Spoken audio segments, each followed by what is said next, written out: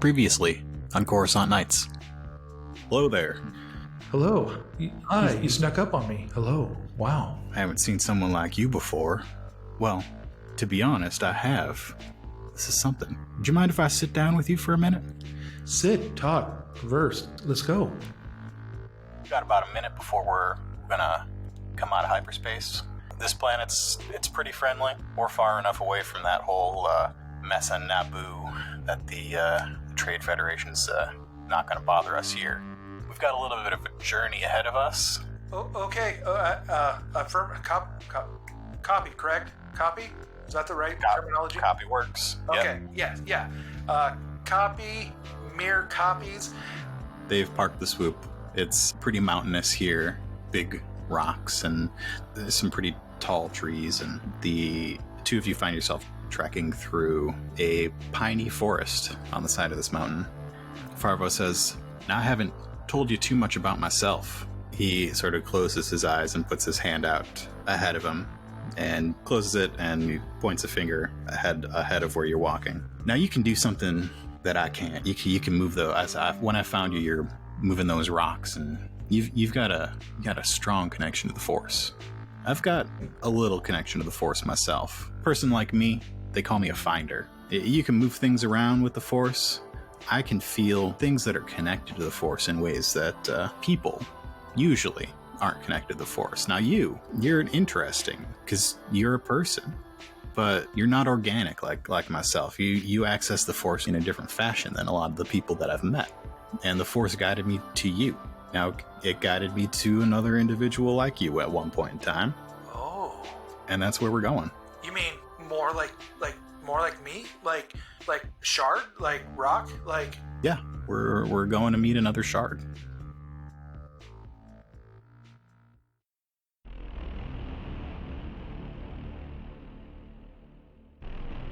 There's a history in everything. Imagine all the things a stone sees.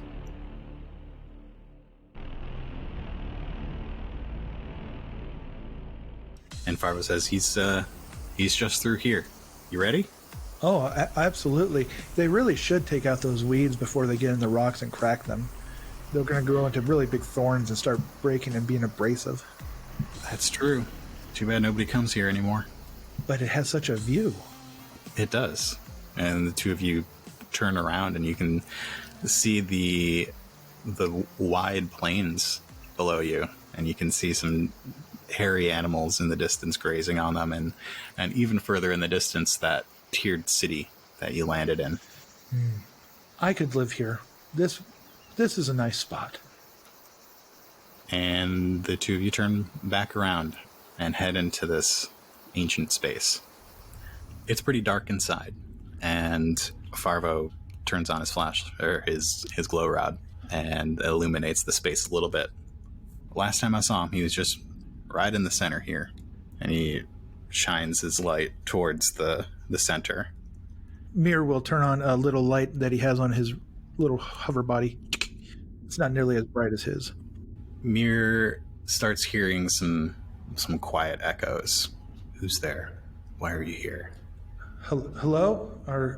There are two of us. Hello? Who's there? Why are you just leave me alone? Don't bother me. We are here to see you for comfort. Hello, brother? Farvo looks to Mir. He isn't really hearing what Mir is hearing. It's quiet. You hearing something? Somebody here? Yes, yeah, sorry. Yeah, he's here. He's wondering why we're here. Do you want me to tell you your name to him? We're talking like we talk. Or like me and them talk, not like me and you talk. Yeah. Right. You can tell him my name. He's not going to throw a rock at us when I mention your name, is he? Sure hope not. I'll protect you. I'll protect you. And then he goes back. Farvo has returned with me to comfort, to see you. I am like you, he says. Are you like me? And as the two of you move a little further into the space, your combined lights illuminate a shard in the center of this room. off in the distance, you can hear the trickle of water.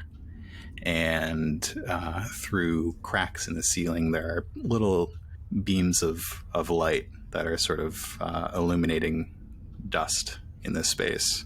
And the voice that you hear says, yes, I am like you, but we are not the same. I'm alone. Don't want help. Confused. Need help. Why are you here? I'm here to help. Comfort. Fix. Move. Help. The shard in the center of this space is sort of a light whitish yellow, a little bit more like a yellowish colored quartz crystal. They are a little smaller than Mir and have sort of fewer facets, a little bit more simple looking. Are you still embedded in your rock? No, my cluster is gone. They're mistaken. Remorse, sorrow, anger, frustration, anxiety, seeking, revenge. Do you know who took them? Yes, I think maybe. It's hard. Long ago. Have you been alone for a long time then? Time? Long time. What is time? Farvo has large amounts of knowledge to help. He wishes to help. He helped me. He wishes to help you. Help me. Help. Yes. Help. It's been quiet in this space for Farvo for a couple minutes, and he sort of says, is everything okay? He's not going to throw in a rock at us again, is he? I don't think so. They took his cluster. Someone came a long time ago and took his family. He's been alone, all by himself he doesn't know what time is and how long he's been in here. That happens when we're stuck in clusters. We don't really know how long we've been there. We just know that we have been. It happens. It's weird. It's different. Time's a funny thing when you live a long time. I think he might want our help. I think he will allow us to help him. Do you think he can move on his own like you could, or? If he can throw a rock, he can pick himself up. If not, I should help him. I'll help him. I'll ask him. Are you mobile? Move? Are you able to hover, take off, or do you need assistance? No assistance. I can do it. Not like you. How do you do it? He will reach out and start moving a few pebbles around and lift them up. I do like this. How do you do it? No, not like that. I want that. And in the word that, you get the image of your sort of remote self. Oh, that. Farvo. Yes, I want that. He helps me help this. We are making this together. You will come? Good, I will come. Do you want me to help you? No. He said he'll come. He said he'll come. He wants a remote robot like me. We got more parts, right? Yeah, he said he would come, and you sort of get a buzz in the air, like there's some sort of energy in the air, and the walls, you can hear sort of crumbling of stone in the distance, and the space around this little small light-colored shard, the stones in the ground crack, and it lifts itself up, and they lift some of the other stones around them up and sort of make this almost like a shell. It's like the same size as Mir in his remote form. It's sort of matching Mir, almost like it's trying to be like Mir.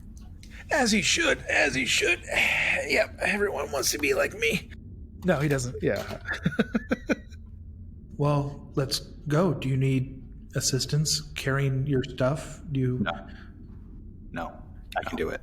Hey, Farvo, he says he can do it. He says he's ready to go. All right, then. It's kind of a long hike down. We might need to camp near the swoop tonight, but yeah, we can go. Awesome. Well, yeah. We can camp. What's camping? So the three of you leave this space and start making your way down the mountain. I think Farvo takes the lead, and this new shard stays a good distance back. They are sort of radiating hesitance at being friends. Mm-hmm. They are new to having others around them. Does Mir hover around Farvo, or do they try and make friends? Mir is, I think Mir's like a puppy right now with an old dog. I don't know if that's what you're figuring this guy's like. Not Farvo, but where, you know how a puppy will go up to an old dog and talk and play with it a little bit until the other one's like, hey, back off. And then he backs off, ways, and then he waits a little bit, then he comes back. So I think that's what Mir will do. Yeah, and I think each time that it probably happens a couple times where this new shard sort of needs space. They want space. And every time they sort of take a clod of earth or a stone or something, and as they're going, they've got like sort of this ring of stones that they've been defending themselves, keeping some space between themselves and Mir with. He's got a stick now that's got about 6 foot on it that, just keep your distance. Mm-hmm. Or a meter. 2 yeah. meters. Yeah. The three of you make it back to the swoop and camp for the night. And unless you have anything that you want to do in the city of Benir, I think we may flash forward again. I don't think. I think if anything, it would just be talking with different people and trying to figure out what people do. Mm-hmm. All right, so we flash forward again, and we see Mir, the shard that you now know as Danto. Their bodies look different now. Mir is no longer just a little floating remote. Can you describe what he looks like after maybe a year or two traveling the galaxy with Farvo? Yeah, he is kind of taking on the appearance of a protocol droid of sorts. I think since he was so fascinated with going fast and that red speeder that he got himself in that candy apple red coloring on his droid body, and so he's bipedal. He's got covering, and I think in the center, kind of Iron Man style, he's got a covering with his shard at the center. And his friend Danto looks kind of similar. They've got that center covering with their shard self. They chose a little less garish color, more of a rusty red. And the two of them are following Farvo out onto the landing bay of a space station that they know as Torn Station, which lately has sort of been their home base as they've been out exploring. And Farvo has come here because one of his friends, also a finder, someone who has connections to Force imbued artifacts, wanted to meet up. And so he's going off to meet with his friend Banto, which unfortunately rhymes with Danto, and I didn't plan that. So he's going to go off and meet with his friend. They've got a little bit of some interesting things to talk about. And maybe for the first time, Danto and Mir they're kind of like, they have no ties. They can do whatever they want for a little while. What would they do on this space station that is notorious for outlaws and people who are trying to fly under the radar? Well, I see that on my character sheet, I do have skullduggery and deception for a reason. I don't know if that's because I don't know. But something tells me that they're got to be up to some no good, right? Yeah. His morality is also tied to curiosity. Yeah. So maybe there's something here that he might be interested in. Well, Farvo does have an aging ship. That's true. And Mir does like working on that ship, so I could see that there's might be a need for something. You know what? Yeah, the ship is getting a little bit older, and so is the still. Oh, Let's say Farvo was actually tasked both Danto and Mir to find a particular piece of the still for the still to be replaced because one little bit of it got a little bit rusted and clogged. oh yeah, it's probably the main pot would probably be my guess.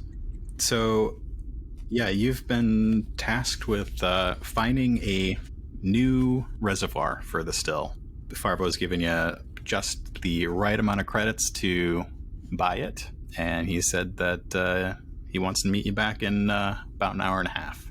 Well, of course, we would be happy to help out in any way possible. So so we'll set out for looking for the right place. That'd be a scrapyard or a junk station. Yeah, there are definitely places like that on Torrent Station. And having been here before, you probably have a pretty good idea of where to go. Yeah. So in your, I'd say 2 years, your 2 years of adventures with Farvo, he's sort of taught you what he knows about being a finder and finding objects and things. I think as the two of you head out into the large open market that is inside this asteroid that is Torrent Station, I would like you to roll a force die. Maybe do a vigilance check with your force die added. Vigilance. Okay. I keep making you do vigilance, and you don't have vigilance at all. That's fine. You could argue perception if you wanted to. I think I would like to argue for perception, or I know they're the same score, but no, perception. Yeah, I was thinking maybe discipline or. I could see perception. I could see with Mir's curiosity, perception coming into play. Yeah. Versus. Let's use another one of those lovely dark side points to make it an average check with a red and a purple. Red and a purple. All right. Can I argue? Can I get a boost because I'm good at mechanics? I don't think in this case, no. Okay. All right, rolling. Oh, that's a lot of light side. That's 4 light side. That is okay. So your red came up with a failure, and I have 3 advantages, no successes. Okay, but those light sides, we can use those as successes. Okay. Or we can use 2 of them as successes, and whatever you've got left over as advantages. That's a lot of advantages. Yeah. So yeah, let's do one of those so one of those would cancel out and so I'd have 1 success, and then that would be, if we go, is it 2 to 1 or 1 to 1 for advantages? For 1 to 1 for a force die. So that would be 5 advantages. I'll tell you what happens, and then you can use those advantages. So the two of you head out into this open market, and part of what Farvo's taught you about being a finder and finding things that were tied to the Force sort of pops into your mind. And reaching out with the Force, you can feel the sort of thing that he's talked about. There is a thing, an object, an artifact, something like that, close by in this station that has connections to the Force. And before we go any further, I want to ask, because I ask all the Force-sensitive characters, because I think it should be different for everybody, what is the Force like for Mir? You know, when you're like, I don't know if you get this, but like when I'm playing a video game and I jump off a high cliff, I get that pit in my stomach that I get in real life if I'm doing something freaky, jumping off not that I jump off cliffs, but you know the pucker factor, that weird pit in your stomach. Yeah. And so I picture that is how Mir feels, that they're, within the core of his crystal, that there's a sinking feeling of all the energy welling up. I suppose it would be fear would cause him to contract that to his core, where when it would be, I don't know, like, yeah, that makes sense. So it's like as something that experiences the world. I don't know. It's so weird to think about how a stone would experience the world, but like it's almost like the veins of minerals, the things that are inside him. Is it mostly interior? Maybe Farvo's teaching you to sort of be able to reach outwards with that interior feeling that Mir has. Yeah, no, I could see that. I could see I could see him being a person that explodes when he is threatened. And so he recedes back into himself when he gets nervous. But when he's like he's getting ready for that power punch or something, he just tightens into a coil where when he's feeling free, he lets off, I don't know if soft energy would be a term, like a Tesla coil where you're just, or like the weird little electrical balls, crystal balls, they just sort of reach out and touch without hurting. And then on the opposite side you have the Tesla coil red, and you just hear it crackle and tick, and that's what I imagine he does when he gets angry. Is it's a harsher electrical pulse.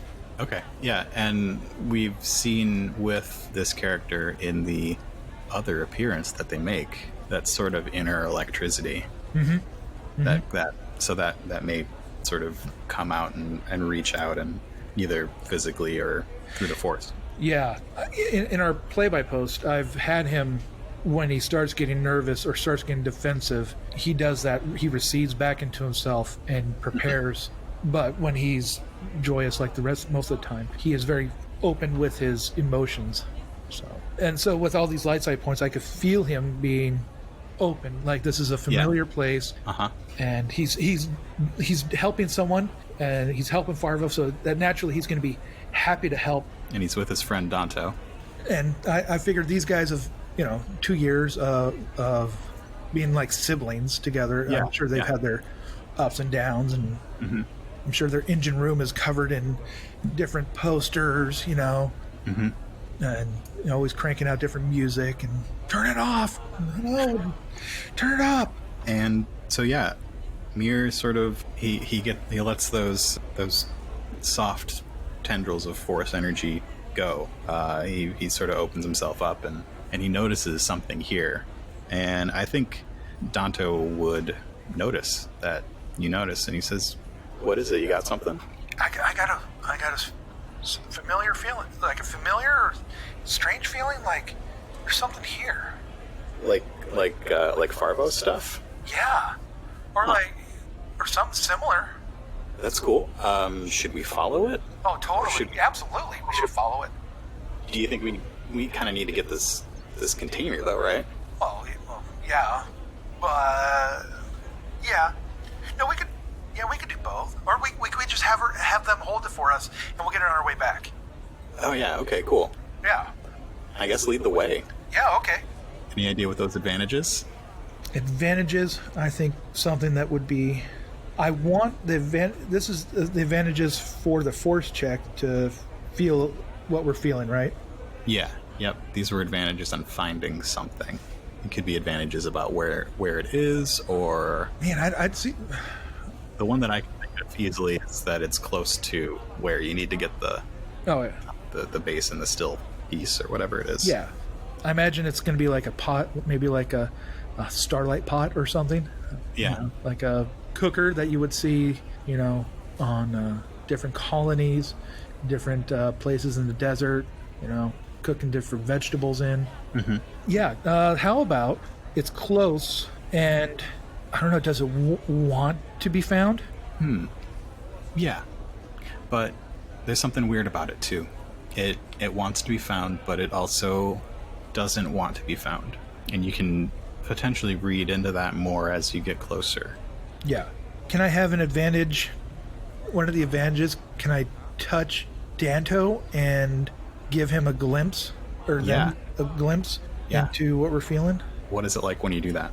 It feels like, well, I imagine Mir's energy is almost like a green lightning, Ooh, so do you like start reaching towards him, and as you are like less than an inch away. We get a little close-up of Mir's metal finger close to Danto's shoulder, and there's just like this little green spark. Yeah. I imagine he reaches out with his red right hand and gives him a little zap. And the two of you are in this crowded market space. You're kind of close to the scrapyard, but there are people all over the place. And as you do that, all the sounds of the people in this place sort of quiet, and it's just the two of you, the Force, and you reach out with that sort of soft electricity out into this space, and what you find is something like you but different. And Danto says, I think it wants me to find it. I think you're right. It doesn't seem like it wants me. It seems like he wants someone else. And the two of you sort of start moving through this crowd. You pass by the scrapyard and move around the back of it. It's a quieter part of the station here that you know tends to be individuals selling things that are usually less than legal. And you move through this space and push through between two kind of tent areas to one of the back walls of the station. And again, the station is it's situated on the interior of an asteroid. It's a place that only people who know it's there really have access to. And as you get back there, you find this little alcove. Yeah, in the alcove you see this little box set into the wall. It's small and it's metal, and it looks like it's got an old-fashioned mechanical lock on it. Wow, that should be easy. Should be, but I'm going to make it average with a flip, so a red and a purple. And one of these times I'm going to get a despair. Red and a purple versus my skullduggery, I assume? Or your mechanics. Oh, I'd much rather do a mechanics. Let's see. You got anything to add on? Well, he does have mental tools, which always counts as having the right tool for the job when with mechanics checks. He does have manipulate, which allows an individual to use the force in order to affect machinery and mechanical components on a molecular level. But can I think for those two things you could have a boost. I'll take it. Yeah, because I wish manipulate worked better on things other than ships. Yeah, me too. I feel like it should. I got a red and a purple, 2 greens, a yellow, and a blue, right? Yep. All right. Roll it. Let's see. That's a lot of advantages. All right, so there's... No despair? Nope, that was 2 disadvantages, which canceled out by the boost. All your dice were threats, which are canceled out by my advantages. So I end up with 2 advantages and 1 success. Okay. So you fiddle with the lock. You're able to figure out what sort of tools you need to do this job, and you've maybe at this point got some integrated into your chassis. Oh, totally. Yeah. I imagine him I keep thinking in my mind with him, it's a Inspector Gadget type deal where a finger would drop down and a key would poke out. And you fiddle with the lock, and there's a little click, and the door swings open. And inside is something very old. It's a wooden box, and as you take it out, you can feel the force in it.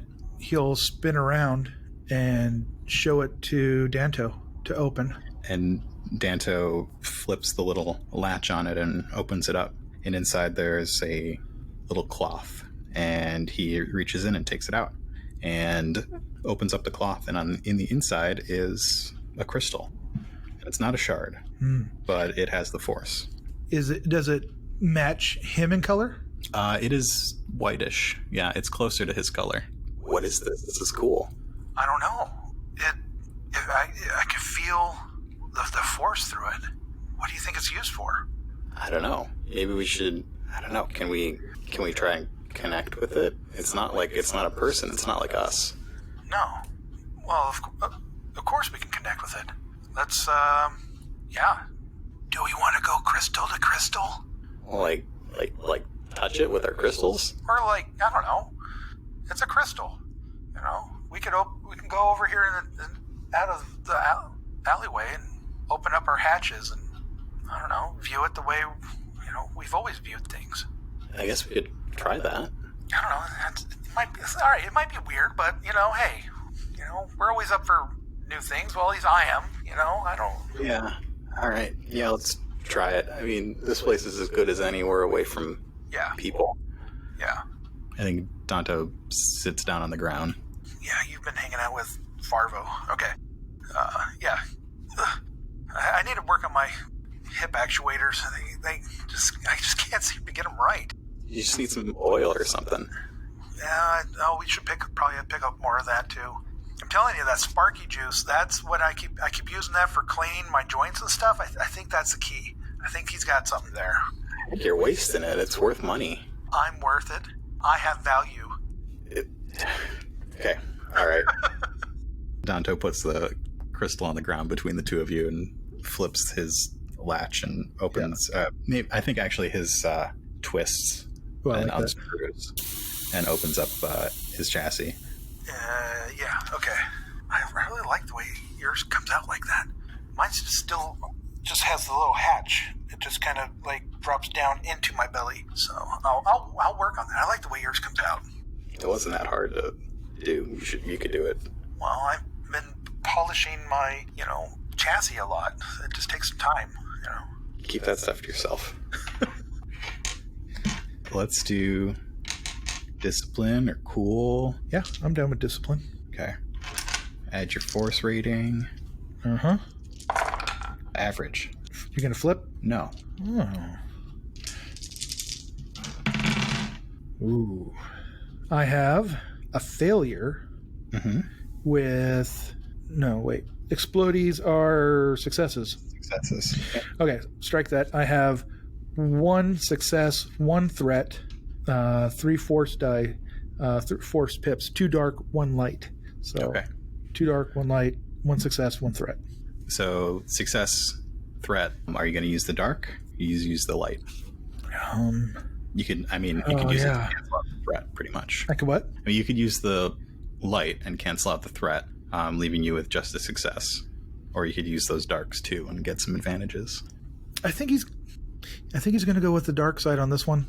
Mm-hmm. I think he is a little bit jealous now that he's talking about worth and stuff like that. So he's trying to figure out his worth, and so I think there's a little bit of jealousy there.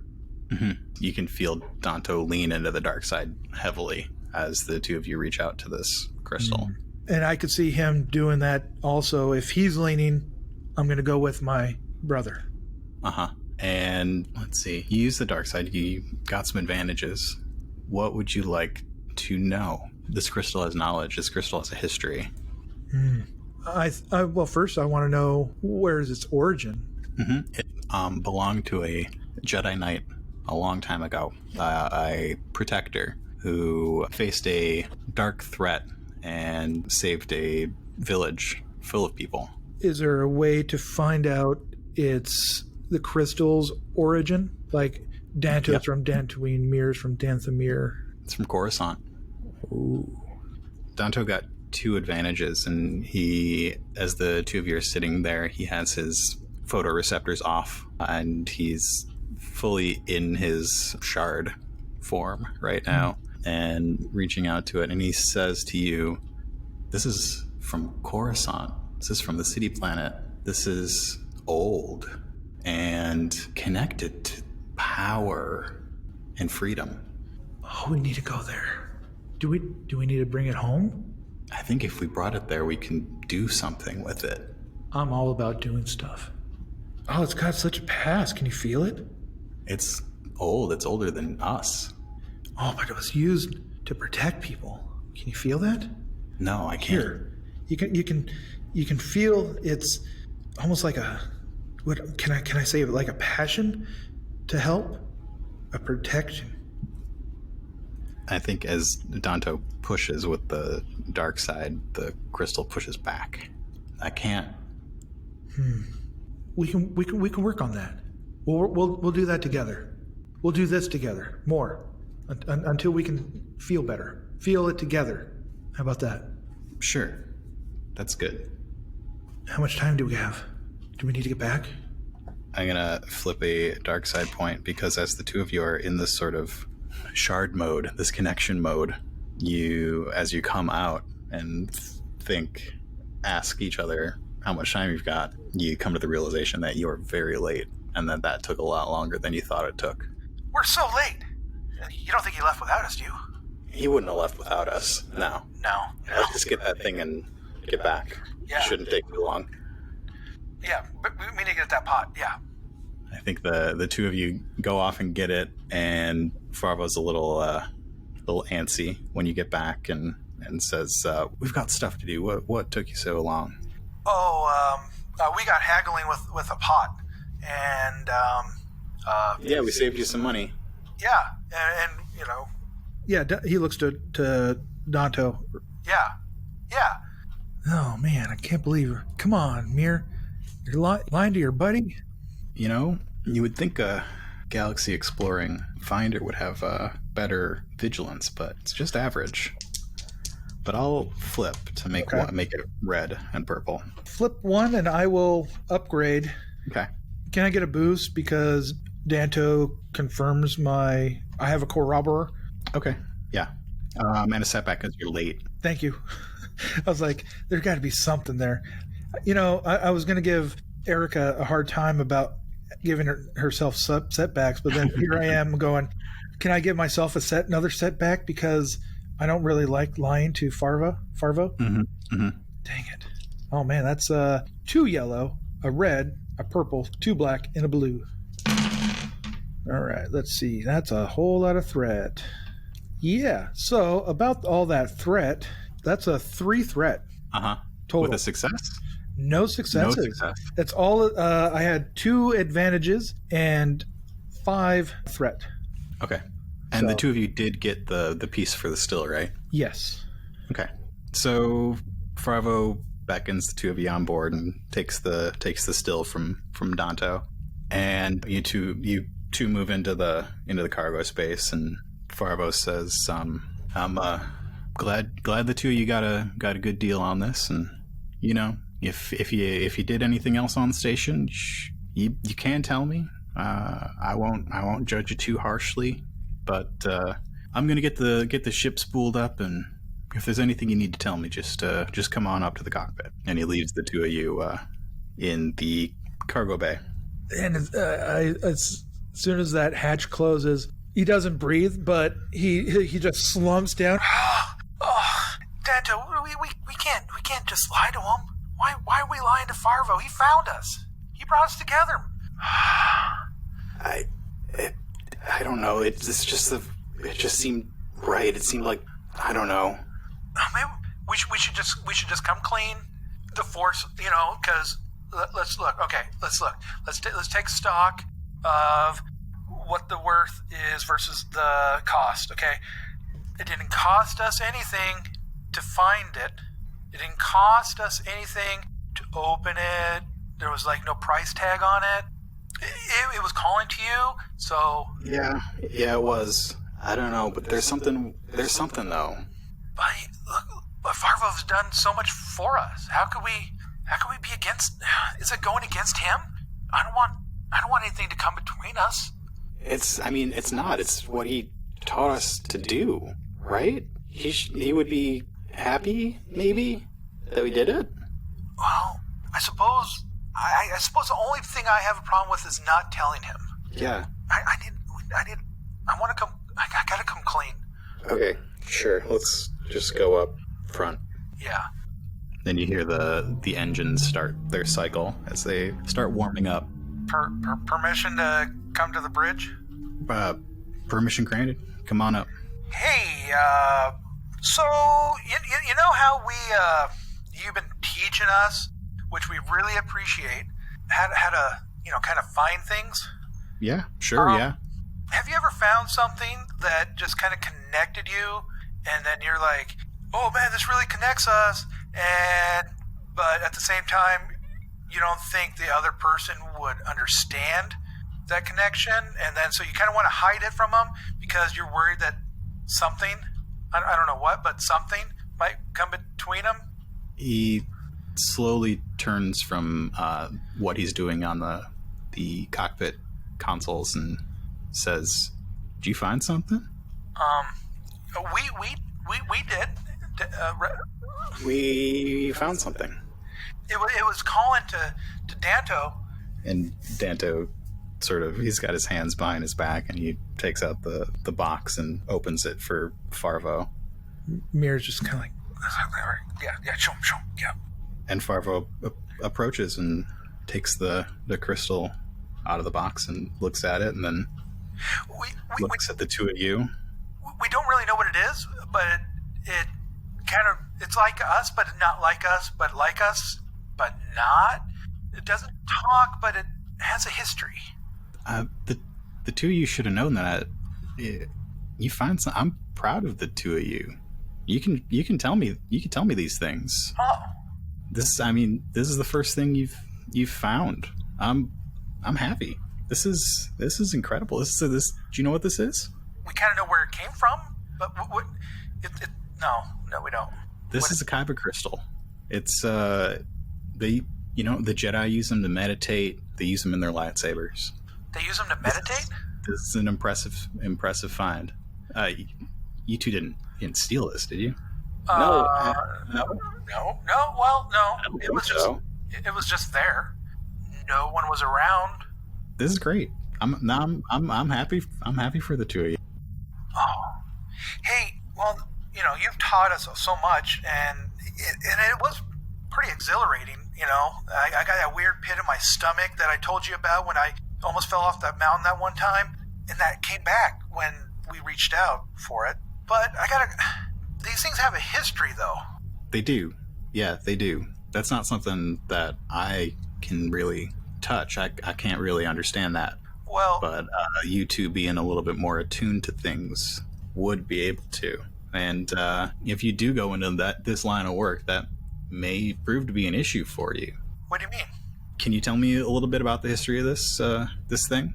Well, yeah. So when we looked into him, it's from that place you keep talking about, Coruscant, the place with all the people. That's the city? Yeah. Yeah, the city planet, and the crystal's really old, and it has a history that was talking about like this protector of this village, and how it saved things from a threat, and how there's like he kind of stops there and looks over at Dantooine.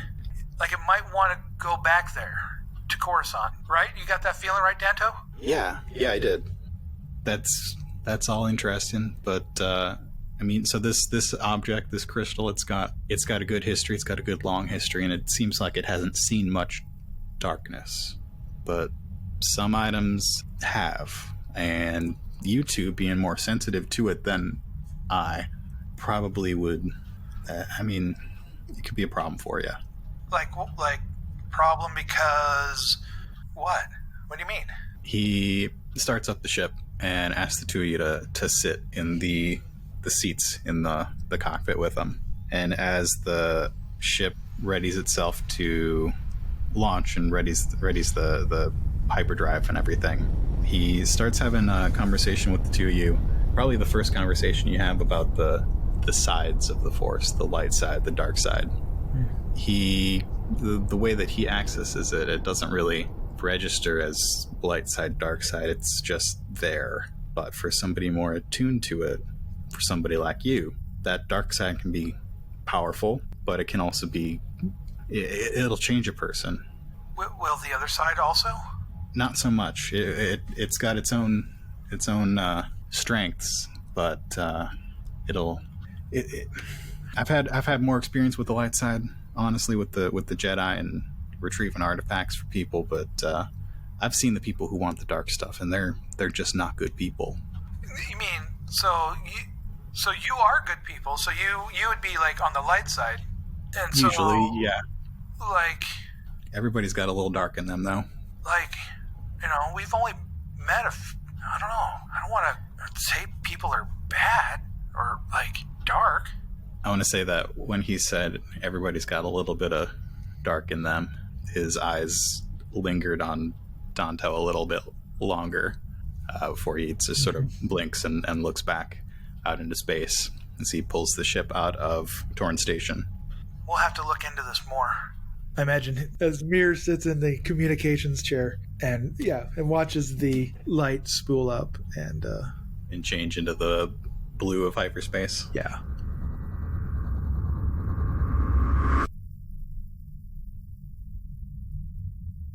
Thanks for listening to another episode of Coruscant Nights. Coruscant Nights is a production of Nightcast Creative. To find out more about us and the things we make, visit nightcastcreative.com. Thanks to AJ for playing on these episodes. You can find AJ's art on Instagram at AJ_Kimball, and you can hear more of him on the current season of The Other Place. Don't forget that you can affect the fate of our players on Coruscant Nights with Donate for Destiny. Donations go to Child's Play Charity, which provides toys and games for kids in hospitals and shelters.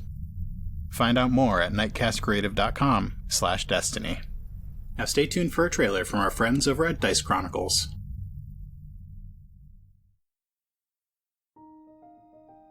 Do you suffer from chronic storytelling dysfunction? Do you find you're overrun with trite tropes and cliché character patterns? Well, you're not alone. In my old age, I was tired of boring stories, but thanks to Dice Chronicles, I feel young again. If you suffer from a lack of creative world building or one-dimensional character development, Dice Chronicles may be just what you need.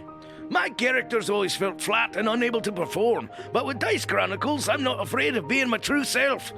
Before I started listening to Dice Chronicles, I felt so alone in my hunger. But now I'm a first-rate villain. Dice Chronicles gave me a purpose, but most importantly, it gave me a terrible French accent. Hi, I'm Yarn, and before Dice Chronicles, I used to be terrified of magic, but now after just a few episodes, I've got magic pouring out of my eyeballs. I used to suffer from crippling anxiety, but thanks to Dice Chronicles, now I only suffer from anxiety from going on an adventure with my friends. Dice Chronicles is not responsible for rolling natural ones, TPKs, or the general feeling that our characters are better than yours. Ask your DM today if Dice Chronicles is right for you. Find us at podbean.com or wherever you listen to your favorite podcasts.